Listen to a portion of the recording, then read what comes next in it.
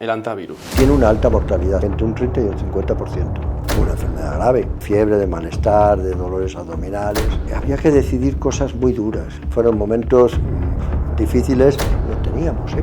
¿Quién no vivía había, y quién moría? Claro, sí. Tienen una alta letalidad, pueden ser 300.000 euros. Había infartos, había accidentes, había cáncer, con tantísimos muertos. ¿Hay posibilidad de que el hantavirus acabe siendo una pandemia?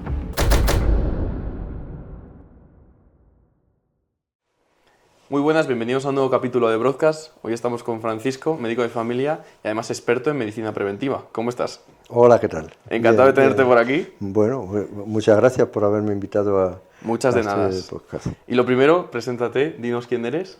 Bueno, yo soy médico, soy doctor en medicina y soy médico de familia y además especialista en medicina preventiva y salud pública, como muy bien has dicho. Parte de mi experiencia profesional la he desarrollado en el campo de la salud pública. 17 años he estado trabajando en el Servicio Territorial de Sanidad de Burgos, dentro de lo que es, digamos, la Dirección General de Salud Pública.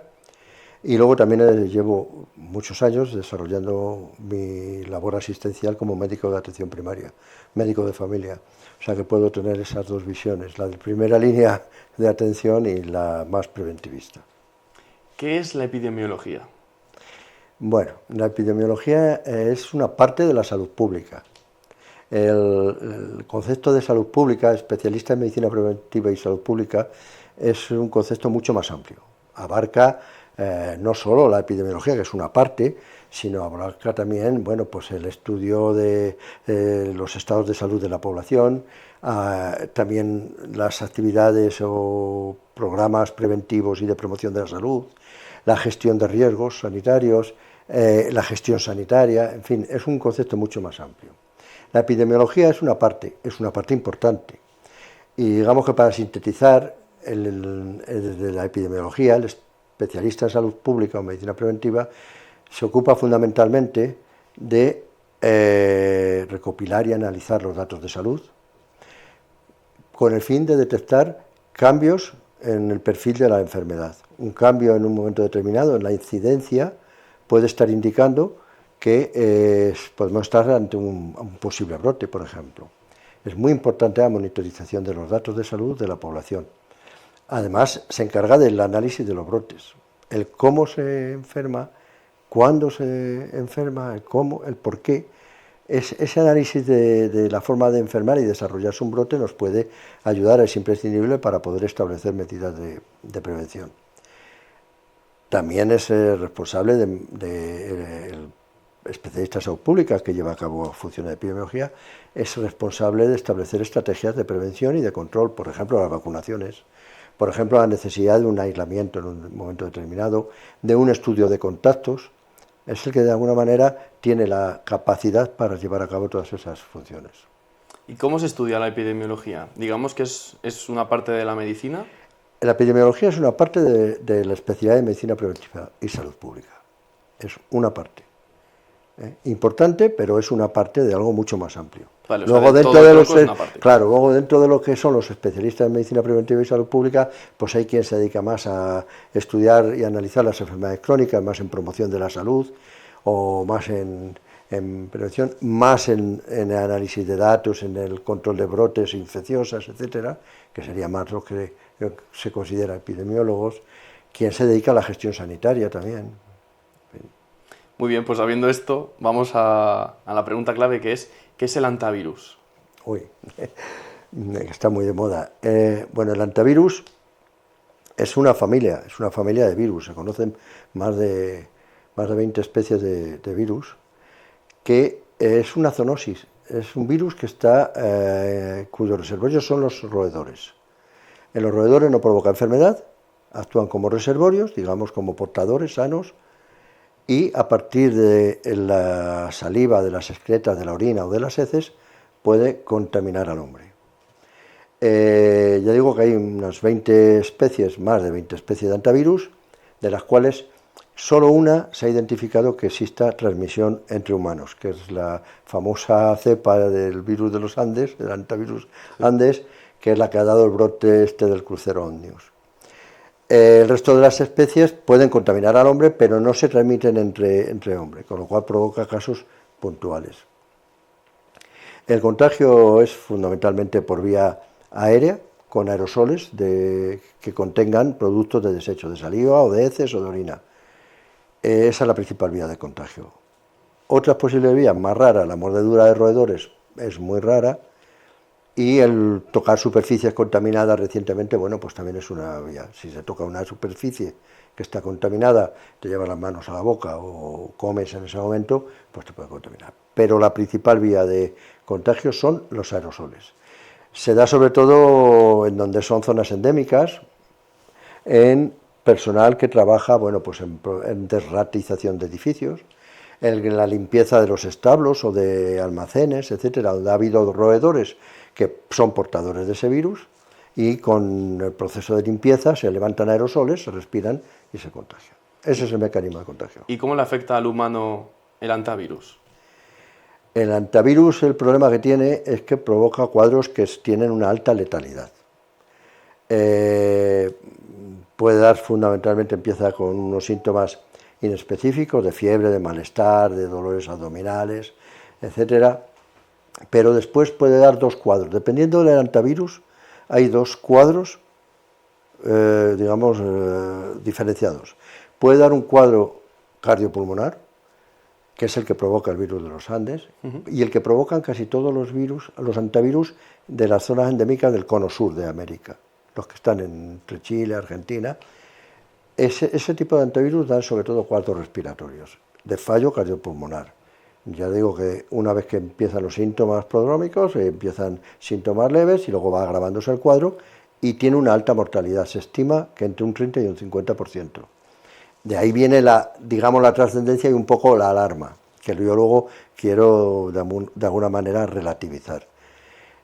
Otro cuadro que dan los antivirus, sobre todo los que están más en el norte de Europa y en zonas endémicas del norte de Europa y en Asia, son cuadros de fiebre hemorrágica. Dan hemorragias y dan fallos normalmente renales, nefrotóxicos. Tiene una mortalidad menor que el antivirus, por ejemplo, de los Andes, que los antivirus que provocan cuadros cardiopulmonares tienen menor mortalidad. Hay una especie, creo que es la pumala, que es la especie que está endémica de las zonas norte de Alemania, de Finlandia, y esa especie, por ejemplo, tiene una mortalidad bajísima, de un 0,7%, no tiene nada que ver con el 30% del antivirus. Otras especies, por ejemplo, las del este, las que están en zona endémica del este de Europa, sí que tienen una mortalidad de un 10%.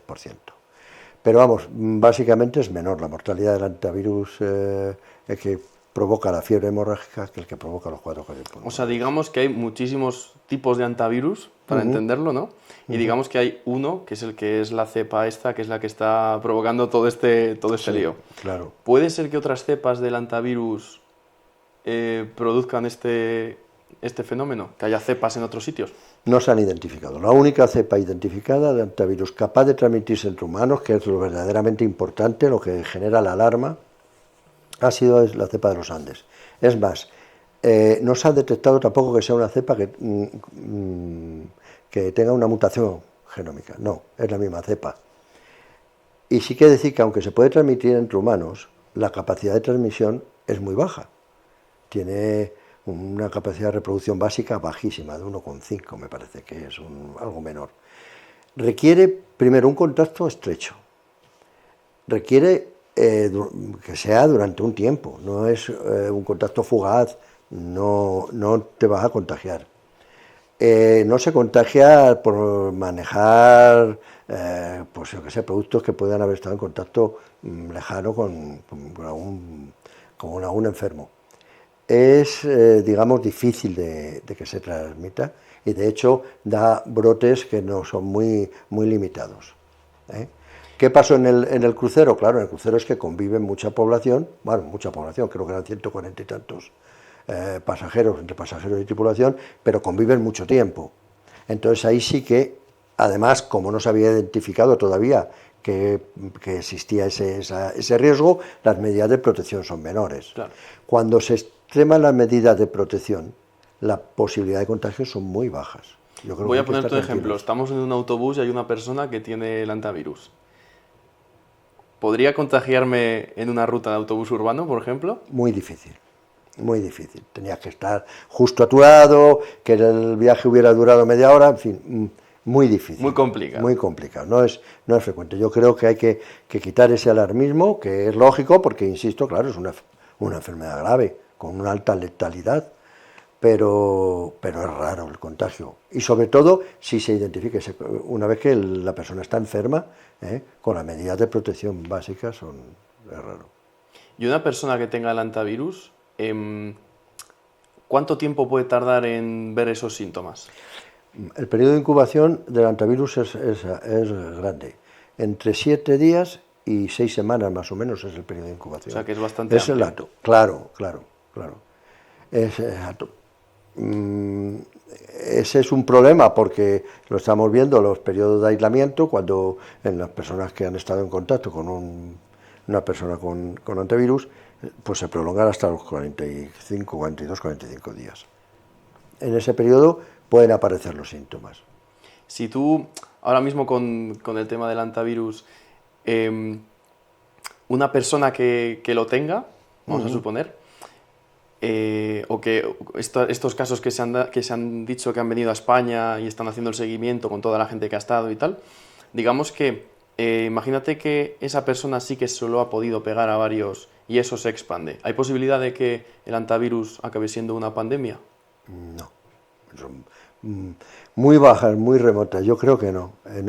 No porque, insisto, tiene la peculiaridad. No contagia en periodo que no se está enfermo, que el periodo preclínico o de incubación. No se transmite fácilmente. Tiene que ser un contacto muy estrecho. En cuanto se identifica a un enfermo y se aísle a los contactos, que eso es sencillo, hoy en día existe suficientes herramientas, España dispone de suficientes medios como para llegar a identificar los contactos fácilmente y aislarlos. Es muy difícil que provoque una pandemia. Hay que tener en cuenta, el antivirus, por ejemplo, provoca pocos casos en el mundo. Ha salido a la palestra un poco por esa circunstancia que se ha dado de múltiples nacionalidades, común en un crucero, con todo el lío que ha habido de dónde desembarcaban.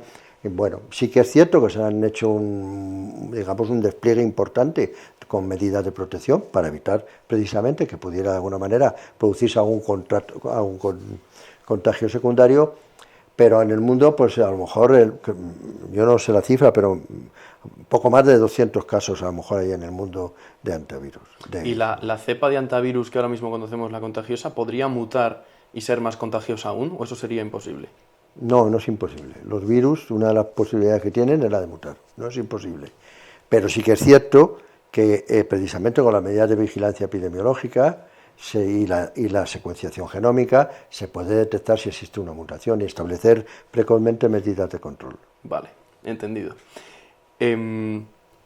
¿Cada cuánto tiempo crees que hay una pandemia en el mundo? Es difícil determinarlo.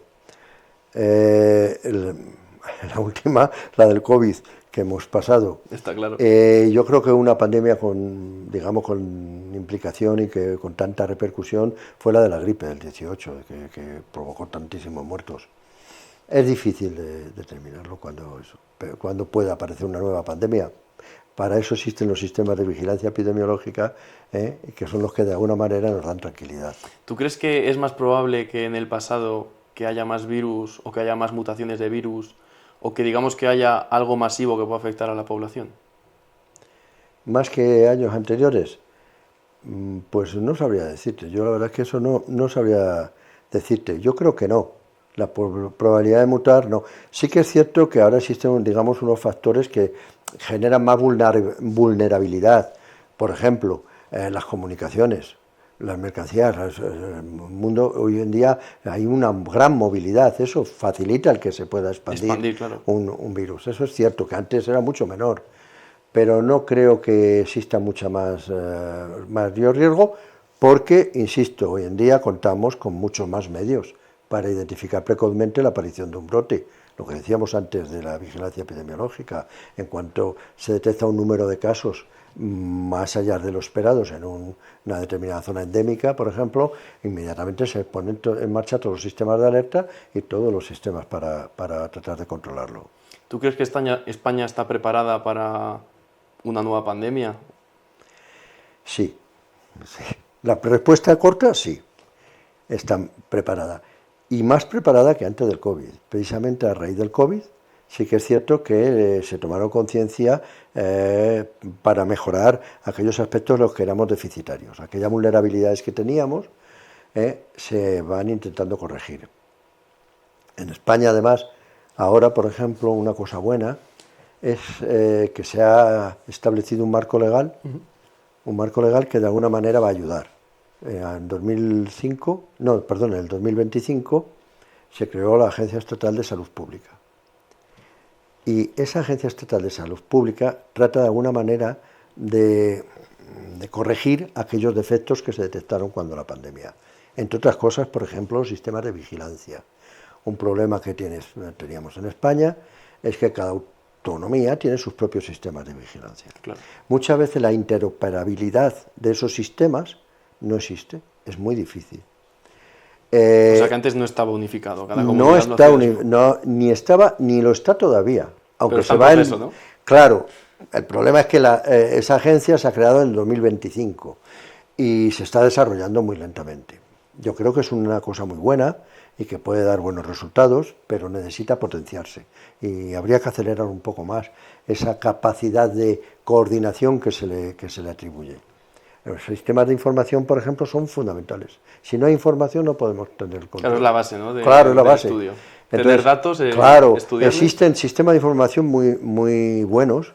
El Renove, por ejemplo, la Red Nacional de Vigilancia Epidemiológica. Hay muchos sistemas de información hoy en día, pero coordinar todo eso a nivel nacional no siempre es tan fácil porque, insisto, no hay interoperabilidad en los sistemas. Se está tratando de corregir porque es uno de los objetivos y por ley, o sea que eso se tendrá que llegar a cumplir. Poco a poco, ¿no? Claro, también hay indicadores que tampoco están unificados. Los indicadores de salud no están unificados. Los denominadores de mortalidad, de morbilidad, no siempre están igual y no reflejan en todos los mismos resultados. Hay que unificar eso. También esa agencia nos va a facilitar protocolos unificados para poder llevar a cabo. Y otras muchas medidas, como puede ser, por ejemplo, el establecer de alguna manera los recursos o monitorizar los recursos disponibles para casos de emergencias sanitarias. Entre ellos, por ejemplo, uno muy importante que son los laboratorios de salud. Es fundamental, eso se vio con el COVID, en necesidad de contar con laboratorios que permitieran hacer un diagnóstico precoz, no precoz, un diagnóstico sin más, y determinar la genómica de los virus para precisamente ver si hay alguna alteración. Fue un hándicap que encontramos cuando las primeras fases de la pandemia del COVID. Yo que lo viví, digamos, en primera línea en las trincheras, no sabía, los síntomas parecían que sí que eran de COVID, pero no disponíamos de un test fiable. La sensibilidad y la especificidad de los test primeros que vinieron era muy baja, no sabías si daba negativo, si te podías fiar y decirle a esa persona que no lo tenía o tratar de aislarlo porque sí que era posible. O sea, en definitiva, a raíz del COVID, una de las cosas que nos dimos cuenta es de la importancia que tienen los laboratorios de salud. Tú estuviste en primera línea cuando el COVID, justo cuando empezó. Sí. Cuéntame cómo fue esa situación cuando de repente empezó a venir el brote y no sabíais mucho, ¿no? Imagino que os vendría todo grande. No sabíamos nada. La verdad es que fueron momentos difíciles, con una gran incertidumbre y por la responsabilidad ante los enfermos, las personas que venían y acudían a la consulta. No sabíamos cómo darle la respuesta. Era un continuo cambio. Nos decía las instrucciones porque era así, no porque se hicieran las cosas mal, es que no había más remedio, no se conocía. Claro. No había un tratamiento. Tan pronto nos decían que tratáramos con acitromicina, como que diéramos corticoides, en fin, variaron los tratamientos. Insisto, no había un medio de diagnóstico. Había un déficit importante de medios de protección. No teníamos EPI, no había mascarilla. Bueno, eso lo vivisteis todos. Sí, que nos peleábamos todos por la mascarilla. Una mascarilla estaba cotizadísima. Sí. Hemos llegado a pagar mascarillas a 4 euros una mascarilla. No había EPIs para todos. Fue una situación muy difícil, la vivencia fue muy difícil. También tuvo su lado positivo. En esos momentos se ocasionó mucho más, yo hablo de atención primaria, los equipos de atención primaria, la necesidad de trabajar en equipo se potenció, porque la incertidumbre que teníamos, de alguna manera la podíamos solventar trabajando en equipo. No os quedaba otra. No nos quedaba otra, y eso fue muy bueno, pero se vivió con mucho dramatismo, y en los hospitales también. Ten en cuenta que había que decidir cosas muy duras, qué enfermo iba a la UCI o no. ¿Quién vivía y quién moría? Claro, sí. Claro. Había que tomar decisiones basándote con el mayor rigor científico, pero que eran muy duras, ante el paciente y ante sus familiares. Si tú tienes a dos personas infectadas en la época del COVID, una de ellas es un adolescente y otra persona es una persona ya más mayor, digamos, un anciano, ¿se toma la decisión, si no hay otra alternativa, de salvar a uno o a otro? Hombre, a ver si me explico, porque esto se puede malinterpretar. Hay que tomar decisiones cuando no puedes actuar sobre los dos. No tanto por la edad. Yo creo que el criterio fundamental que se utilizaba para que un paciente pasara a la UBI era, digamos, el beneficio potencial que se puede obtener en la UBI con relación a tratarle fuera de la UBI. Porque no es que se dejara de tratar, se trataba igual. Pero claro, en la UBI hay unos medios distintos, que no los tiene una habitación de hospital, aunque tuvieras respiradores, aunque le pudieras hacer respiración asistida, los goteros igual, los tratamientos igual. Entonces, digamos, el criterio fundamental es, ¿se va a beneficiar? ¿Quién de los dos se va a beneficiar más? O sea, va más por porcentaje de beneficio, claro, más que por edad y por edad. No, hay un concepto erróneo. Hombre, evidentemente la edad influye. ¿Por qué? Pues porque entrar en la UCI es estar sometido a un estrés. Una persona que lleva en la UCI 2 meses, que muchos estaban ese tiempo y más, cuando sale, prácticamente es una persona que no puede ni andar, porque pierden toda la masa muscular. No toda, pero vamos, gran parte de la masa muscular. Claro. Es una persona que tiene una dificultad luego para hacer la vida normal. Entonces, si no tiene esa capacidad previa, introducir en la UCI a un paciente que ya está muy deteriorado, no se va a beneficiar probablemente. Lo que vas a hacer es alargarle inútilmente, y además eso probablemente cuando salga igual o peor. O sea, es que hay que tener en cuenta que son criterios médicos, y son los criterios clínicos, yo creo, los que siempre se han seguido. Aún así era duro, porque el especialista que tenía que determinar si este paciente se podía beneficiar o no, tenía que decidir. Sí, tiene que ser una decisión muy complicada. Claro, pero es que las UCIs estaban llenas, estaban saturadas. Si es que fue una emergencia sanitaria de tal calibre que sobresaturó el sistema sanitario. En los hospitales se utilizaron los quirófanos como UCIs. En fin, se hubo que habilitar otros espacios. Y seguía habiendo las mismas enfermedades de antes, claro, accidentes. Claro. Y de repente una persona accidentada de un coche se encuentra con que el quirófano está ocupado por un enfermo de COVID. Claro. Entonces... Claro, hay que dejar eso, hay que tener en cuenta que las enfermedades seguían existiendo. Había infartos, había accidentes, había cáncer que había que tratar. O sea, es que era complicado, fue una situación complicada. ¿Tú crees que en el momento de la pandemia del COVID se desatendieron otras patologías importantes como cáncer? Bueno, yo creo que no se desatendieron. Sí que es cierto que hubo una menor atención, pero no, yo no diría desatención. ¿Qué ocurría? Que enfermos que tenían síntomas, pero no eran muy evidentes, pues tampoco querían ir al hospital. Claro, por miedo. Claro, hubo un retraso diagnóstico, no una desatención, pero sí que hubo un retraso diagnóstico, eso es cierto. En algún caso sí que es verdad que como la atención era fundamentalmente telefónica, bueno, pues sí que es verdad que en algún caso también hubo un cierto retraso. Pero sobre todo fue eso, que no se atendieran. Si había un caso claro de cáncer, y de hecho los pacientes oncológicos siguieron atendiéndole. Ahí chapó por los oncólogos porque se portaron lo trabajaron. Se portó en general todo el mundo, el mundo sanitario, desde los médicos, auxiliares, enfermeras, celadores, en general, se volcaron. Eso ha traído sus consecuencias, pero se volcaron, la verdad.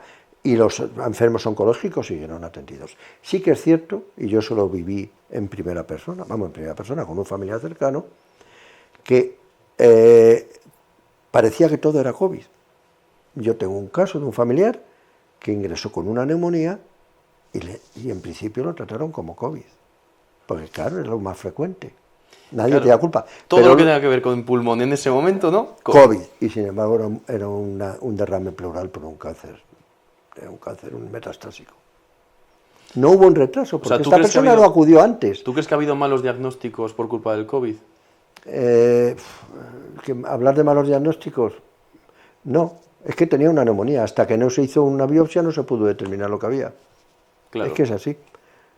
Probablemente, si no hubiera habido COVID, hubiera variado. Pues yo creo que a lo mejor también lo hubieran tratado como una neumonía, pero no lo hubieran llevado a aislamiento, en fin, hubieran tomado otras medidas distintas a lo mejor. ¿Tú crees que como país se hizo lo mejor que se pudo con el COVID? Yo creo que sí. Si fueras ministro de Sanidad, ¿harías algún cambio ahora mismo?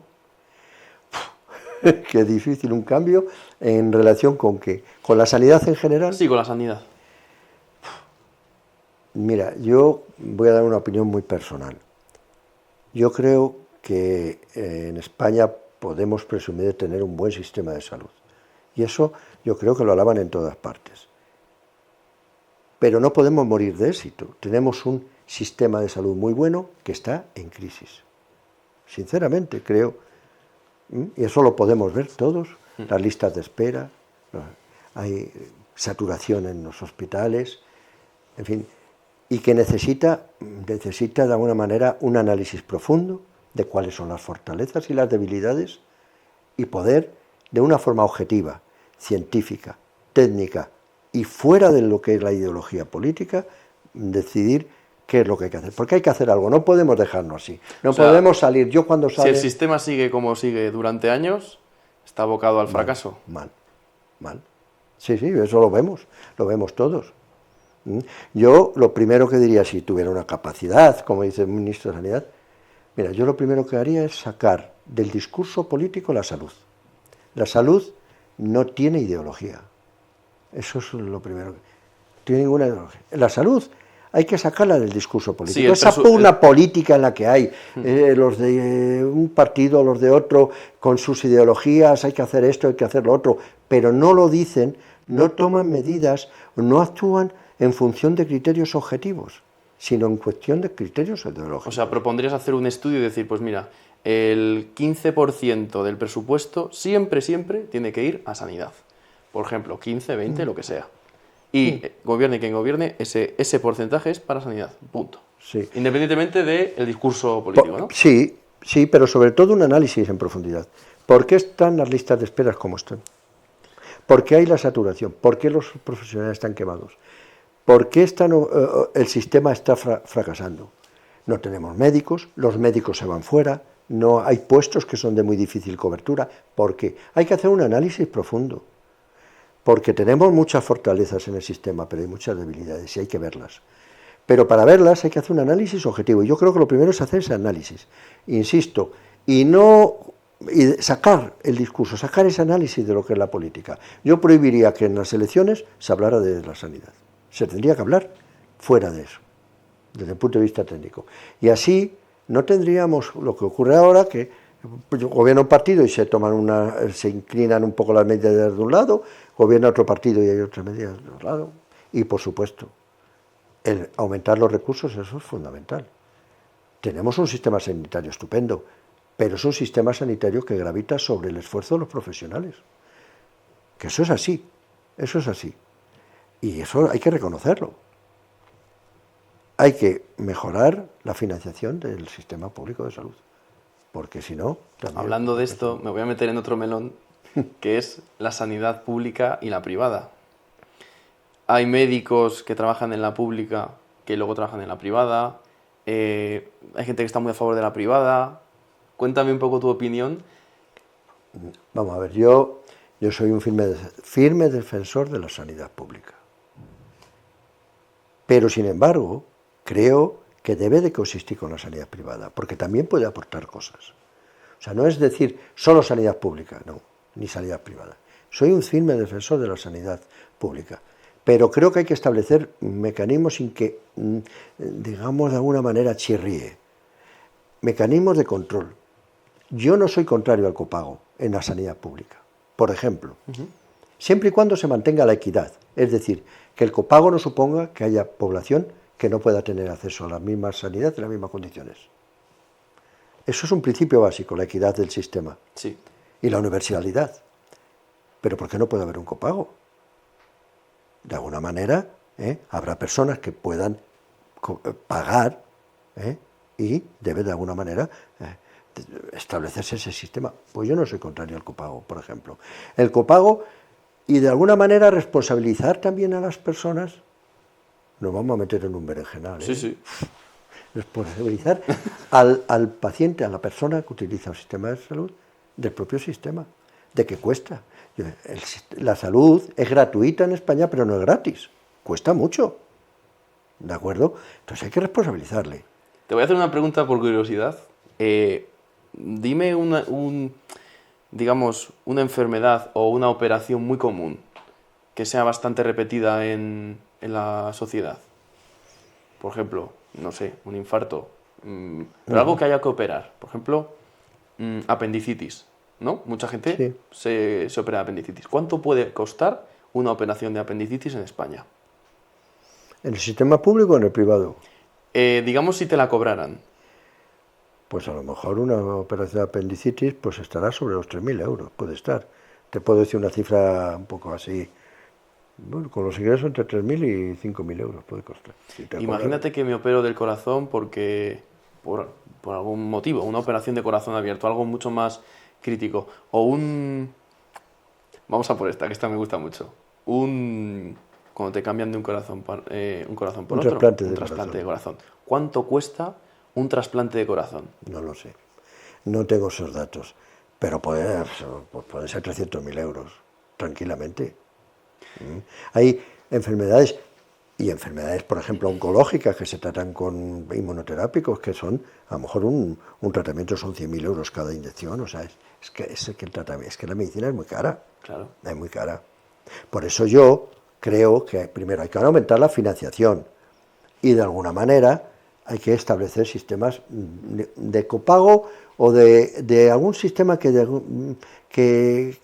responsabilice a la persona de los sueldos. Por ejemplo, en los países nórdicos, si una persona pide cita con el médico de atención primaria y no va, le descuentan 15 euros de su cartilla, se los descuentan. 15 euros, no es nada. Pero y no ha ido. Pero va a ser claro, pero ese no ocupa un hueco. En un centro de salud, 200 y pico consultas se pierden todos los meses, por personas que no van. Porque como no te cuesta nada. Pero ¿qué ocurre? Que ese centro de salud puede tener una demora de 7 días. Por culpa de eso. Por ejemplo, no es solo culpa de eso, es culpa también, por ejemplo, de la hiperfrecuentación. Y además eso se ha visto a raíz del COVID. ¿Tú crees que la gente a raíz del COVID es mucho más hipocondríaca? Sí. No es hipocondríaca, pero vamos a ver, una de las consecuencias del COVID fue la percepción de vulnerabilidad en la población. Los jóvenes, te incluyo, generalmente no tenéis percepción de riesgo. De verdad es así, eso es un tema que es así. Sí. De joven yo tampoco me parecía que fuera a enfermar y no teníamos esa percepción, cosa que ha cambiado. La gente a raíz del COVID se dio cuenta que se puede enfermar y de que se puede morir, independientemente de la edad. Ese cambio en la percepción de la enfermedad, esa percepción de vulnerabilidad, sí que hace que las personas de alguna manera estén más sensibilizadas y acudan más al médico, a lo mejor ante síntomas banales. Ese es un problema que sí que se ha detectado después del COVID. Hay más ansiedad en general. ¿Qué opinas de los problemas mentales en la actualidad? Porque yo creo que ha sufrido un despunte importante y que cada vez va más. Sí. ¿Por qué crees que es esto? Pues muchas son las causas, pero hay una fundamental. La mayoría de los problemas que se atienden a consultas, sobre todo a las consultas de atención primaria, que son cuadros de ansiedad, cuadros de depresión, digamos que tienen un origen en la poca capacidad que tenemos o que tiene la población hoy en día frente a la frustración, y eso se ve sobre todo en los jóvenes. Se está medicalizando y se está haciendo patológico situaciones que antes no lo eran. ¿Por qué? Porque no hay... Hoy en día existe la inmediatez en los resultados, y si no tienes algo inmediato, te frustras. No existe esa capacidad de resiliencia. Y eso sí que da lugar a muchos cuadros de ansiedad. Yo he atendido en la consulta ansiedad ante cuadros banales. Hoy en día se separan los novios se separan y los tienes en la consulta con un cuadro de ansiedad por una baja laboral. Es así, y esa es la realidad. Cuando todos hemos sufrido un mojón de ese engaño amoroso y no lo hemos aguantado, ¿no? Sí, ¿no? Pero es así, claro. Hoy en día se medicaliza todo. Estoy nervioso, voy al médico. No duermo, no hago por dormir, no hago por hacer ejercicio, no hago por mejorar mi salud. Me voy a que el médico me solucione y, si es posible, con una pastilla. Y si hay una pastilla que me lo solucione, me la tomo. Estupendo. Y si me duele esto, pues prefiero tomármela y que no me duela. Porque es la inmediatez. La inmediatez es lo que provoca muchas veces esas hiperconsultas. No, yo recuerdo una consulta cuando a un paciente decía, bueno, mire, es que usted tiene que adelgazar, pero claro, eso no le gustaba. El paciente eso, bueno, lo ve, vale, tengo que adelgazar, pero no, yo quiero que me ponga un tratamiento porque a mí me duelen las rodillas. Claro, pero usted tiene que adelgazar porque si no sobrecarga las rodillas. Eso de tener que hacer algo que no es inmediato el resultado, cuesta. La pastilla te alivia. Me tomo una pastilla, me quita el dolor, estupendo, me tomo la pastilla. Pero si yo tengo que llevar una alimentación más sana, tengo que adelgazar, tengo que hacer ejercicio, tengo que hacer aquellas cosas que me pueden mejorar mi salud, tengo que dejar de fumar. ¿Cómo va a dejar de fumar o de beber? ¿Entiendes? Yo creo que esa necesidad, esa inmediatez en los resultados que existe hoy en día es lo que provoca esa frustración y esos cuadros de ansiedad. ¿Qué causa más muertes? ¿La obesidad, el alcohol o el tabaco? Bueno, yo ahora mismo no sé las cifras, pero lo que está claro es que entre las tres, yo creo que andaría... quizás ahora mismo el tabaco ya haya pasado a ocupar un lugar más secundario, porque la incidencia de tabaquismo es mucho menor. Antes sí, el tabaco sí que era una gran causa de mortalidad, perfectamente identificado. La obesidad posiblemente, más morbilidad y quizás mortalidad. Dato curioso y importante, ¿eh? Sí, yo sin tener cifras ahora mismo en la mano.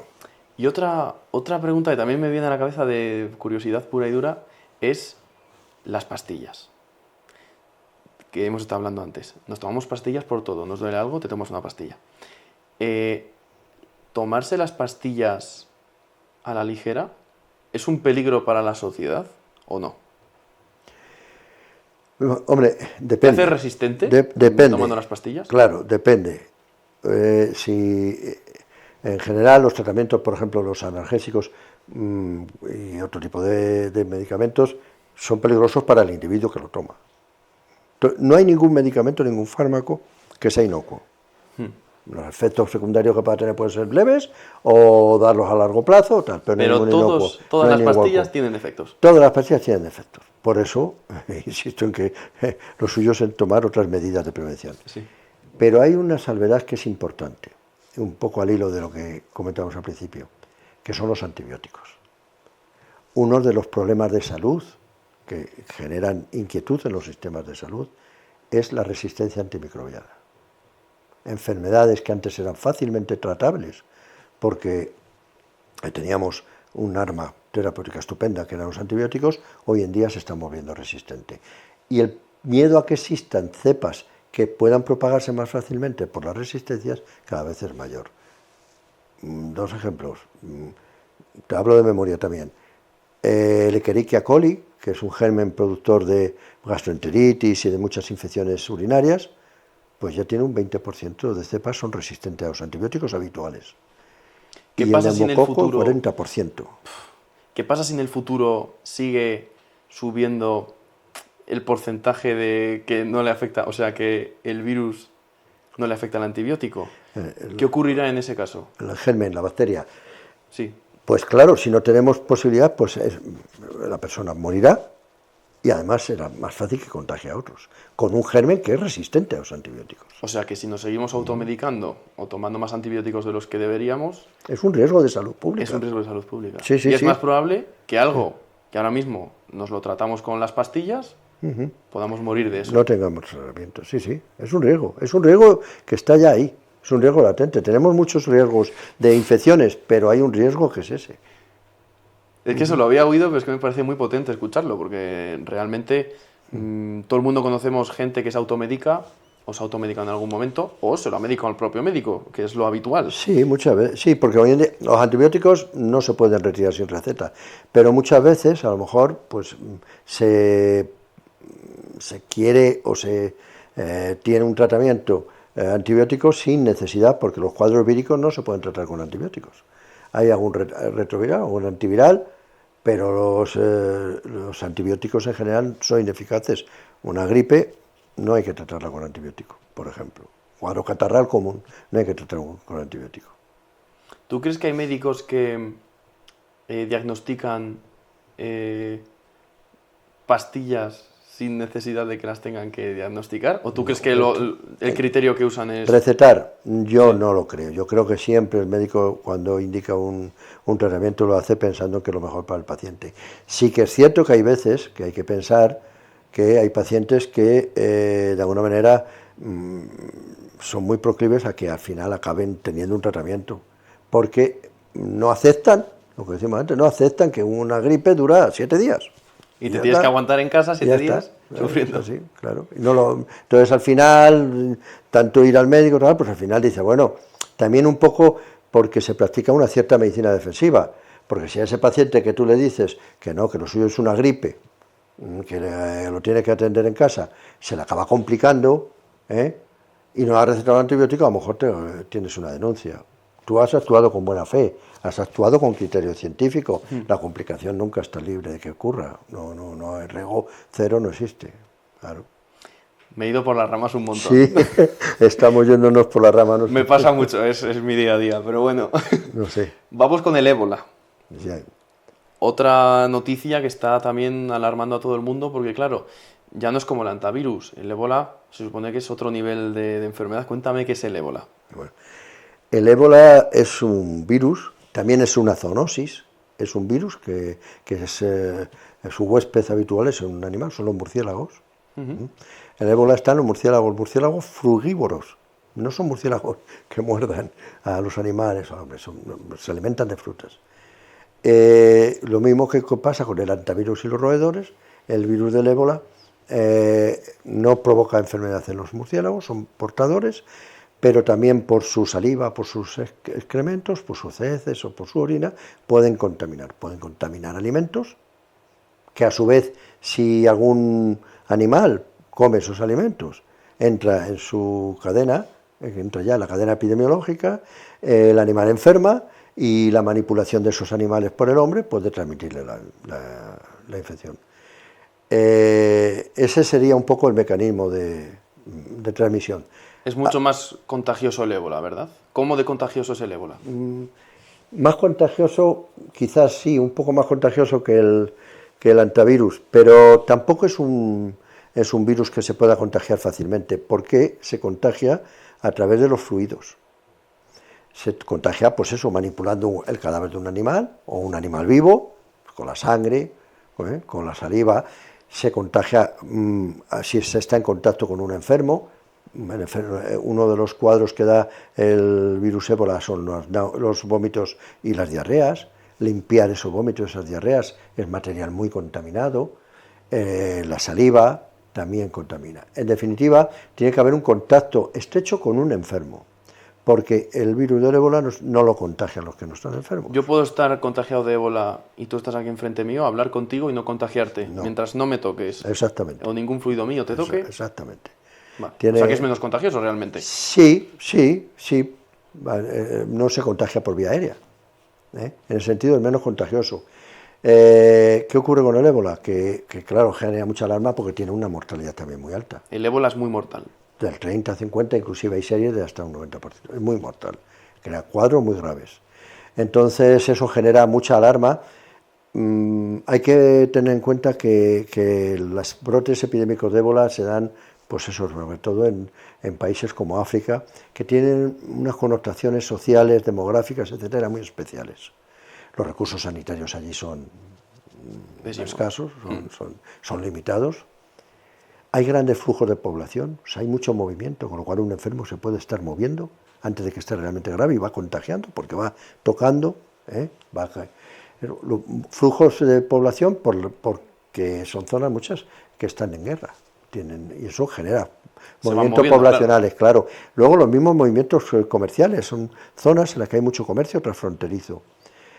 Luego es curioso, los cadáveres son muy contagiosos, tanto de animales como humanos, y hay un hábito social muy extendido en esa zona, que es el cuidar a los muertos en el domicilio, y se les prepara antes del entierro o de la cremación. En el propio Domicilio, los familiares le preparan, le lavan, le visten, etcétera. Pero claro, eso es una maniobra muy peligrosa, puede porque contagiar a toda la familia. El cadáver tiene una alta carga viral, y entonces puede contagiar.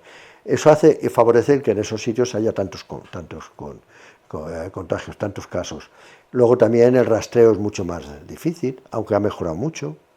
En las medidas de aislamiento, también la población muchas veces allí se resiste. No existe, digamos, tanta... Esa concienciación que hay aquí, ¿no? Exactamente, ni esa, digamos, confianza en las autoridades que cuando te dicen que te confines en casa, te confinas. Aquí no hay más que... O sea, te lo dicen y lo cumplen. Es más difícil. En fin, hay una serie de connotaciones sociales que favorecen las epidemias.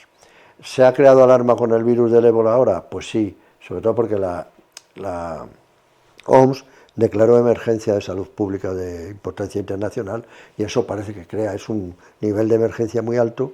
Es una palabra que impacta. Claro. Cualquier ciudadano que le digan brote de ébola en su la país. OMS declara emergencia de salud pública y dices, bueno... Y ves en la televisión la gente con los EPIs cerrados en un hospital y ya dices, claro, el mundo se acaba. Sí.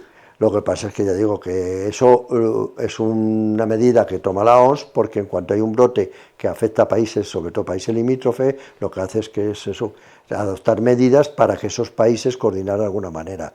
Y esa declaración de emergencia también facilita el que se envíen recursos sanitarios, financiación, etcétera, para tratar de controlarlo. No es más, no es que haya un riesgo para el resto de la población. ¿Cuántos casos tenemos en España de ébola? En España ninguno. ¿Ninguno? Ninguno. De momento ninguno. No ha habido, desde el 1976, que fue el primer brote de ébola en Congo, hasta la actualidad, no ha habido ningún caso importado de ébola, ninguno. Hubo un caso en el 2014 creo que fue la epidemia de ébola, aquella que provocó 22.800 casos, más 28.000 casos, que hubo un religioso que enfermó y se le trajo algo Gómez-Ulla. No sé si vosotros lo vivisteis, sois muy jóvenes y no sé si lo recordarás, pero un religioso que se enfermó allí y era un religioso español y se le trajo algo Gómez-Ulla para atenderle, se murió. Y hubo un caso secundario en una cuidadora de ese religioso en España, pero no hubo más casos. No. Se consiguió aislar bien, ¿no? Sí. Claro, es que esa es la cuestión. Es una enfermedad que no es muy contagiosa, que es fácilmente identificable la fuente porque son los enfermos y con medidas de protección se puede controlar fácilmente. Entonces se aisló, esa persona enfermó y fue un caso muy famoso porque se sacrificó al perro de esa persona, porque el perro podía estar contagiado, como no se sabía se sacrificó. Creó mucho revuelo entre los animalistas, claro, porque el matar el perro no se sabía si había o no, pero bueno, aquel caso se hizo famoso, los que somos más mayores lo recordamos, pero no ha habido más casos importados. Hoy en día el riesgo es bajo. El riesgo es bajo inclusive si se viaja a esa zona, siempre y cuando tengas cuidado de no estar con enfermos. Y desde luego las medidas básicas, la higiene de manos, el evitar contacto con... ¿Cómo te proteges si vas de viaje a zonas donde hay este tipo de enfermedades? ¿Cómo te proteges? Pues si hay riesgo de una enfermedad que se transmita por vía aérea, la mascarilla FP2, que es la que te protege a ti. Y sobre todo una de las medidas más eficaces en salud pública, que es el lavado de manos. Algo tan sencillo como el lavado adecuado de manos. ¿Cómo se lava uno adecuadamente las manos? Buena pregunta. Porque claro, mucha gente se lava las manos a diario, todo el rato, pero ¿cómo se hace? Vamos a ver, el lavado de manos tiene que ser enjabonando bien las manos, que por lo menos dure 40 segundos, medio minuto, un minuto. O sea, hay que enjabonarse bien los espacios interdigitales. Y después el aclarado con las manos boca abajo en el chorro para que haya un efecto de arrastre. Vale. Que el aclarado de las manos sea con el chorro del agua, para que haya un efecto de arrastre. Y luego el lavado frecuente, sobre todo después de haber estado con, digamos, elementos en contacto con elementos que puedan estar contaminados. Por ejemplo, en un caso de epidemia de una enfermedad que se transmita por contacto o por eso, yo qué sé, si has viajado en autobús, que estás tocando las barras que las ha tocado el vecino, en fin, o no tocar, por ejemplo, pasamanos, ¿eh? Y si después vas a comer o vas a hacer alguna actividad que puedas llevarte las manos a la boca, desde luego hay que lavárselas. Antes de comer, antes de manipular cualquier alimento, con una conducta que debe ser habitual y debe de incorporar todo el mundo a su es el lavado adecuado de manos. Te voy a poner un ejemplo, a ver qué opinas. Dos tipos de persona, porque ahí está la típica persona que se lava muchísimo las manos, bien, como tú dices, porque yo qué sé, toca dinero, se lava las manos. Viene del exterior del autobús, se lava las manos. Bien, lo que digamos que es lo que hay que hacer, ¿no?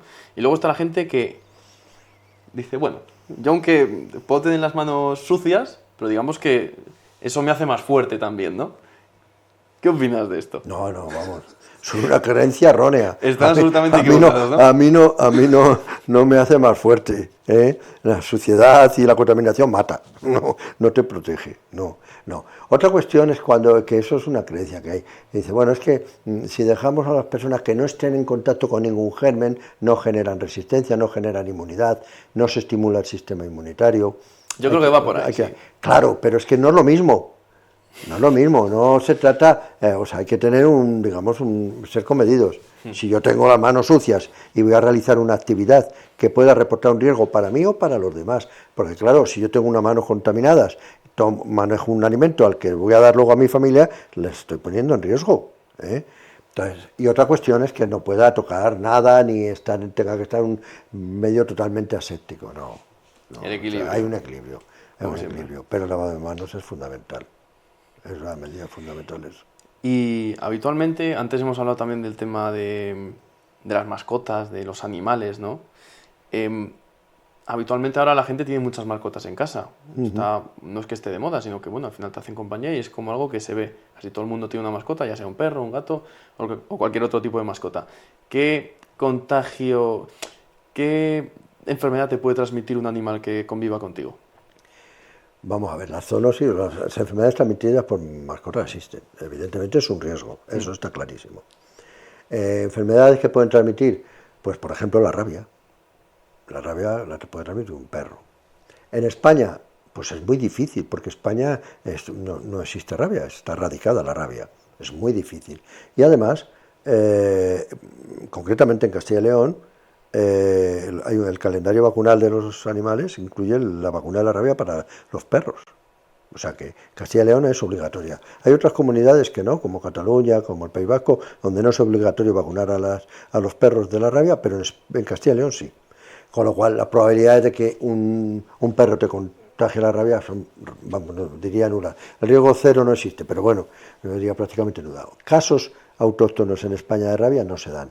Pueden darse algún caso importado de algún país que tenga rabia y bueno, pues algún animal pasa y tal.